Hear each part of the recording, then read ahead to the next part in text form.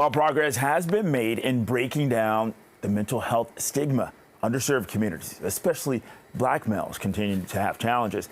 And joining us now for a closer look, a certified trauma facilitator, author, and filmmaker, L.A. Wade. L.A., good morning. Thank you very much for joining us. And, good morning. You know, we were just talking about how we are doing because earlier this week, with Elmo, social media, that Yes, question, right. checking in, how are you doing?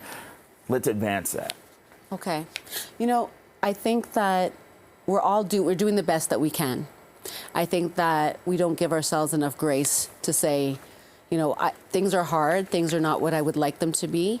However, I'm here, I'm breathing. There are things that you start to count the gratitude in your life. What are the things that you are thankful for?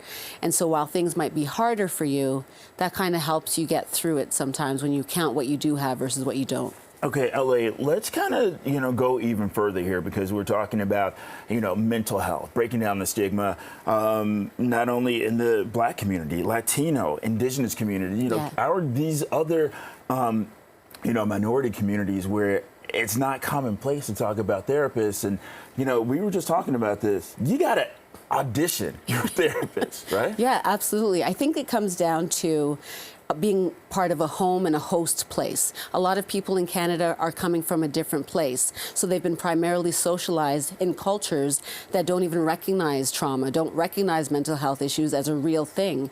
Pray it away. It's going to be okay.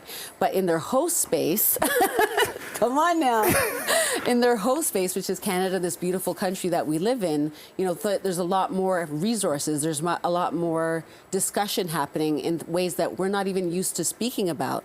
So we have to even get over the hump of being silent to learn how to even articulate what's going on within us. How does trauma fit into all of this? And, as you mentioned, recognizing yourself and who you are in order to be able to move forward. Yeah, I think that a lot of the African Black people in this country, in the world, are in a constant state of trauma, in a sense. There's microaggressions. Of course, there's a continuum of racism that can contribute to why people might feel like they're trying to break through and constantly trying to overcome. But your body goes through a response when you're in trauma. And so when we're always anticipating that something is coming for us, you're always on edge, that can start to break you down. It can make you feel exhausted. And when you're in a country that doesn't necessarily always acknowledge everything culturally for you, it makes it more difficult. Okay. How young is too young? Your son is 11. Have you started this conversation with, how do you have that conversation with an 11-year-old? Oh, 100%. I went through my own therapy. So when I was going through my therapy, what we did was we created a color-coordinated, monochromatic thing from green to red.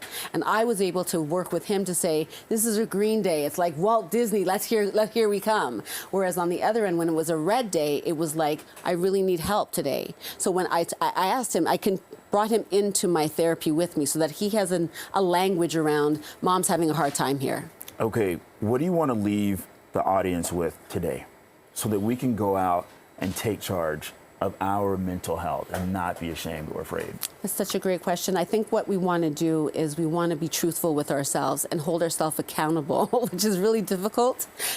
The thing is, going through therapy doesn't feel good, but it is good. When you go to the gym and you don't want to go, but once you go, it feels so much better afterwards. That's exactly what therapy is like. You had to go there.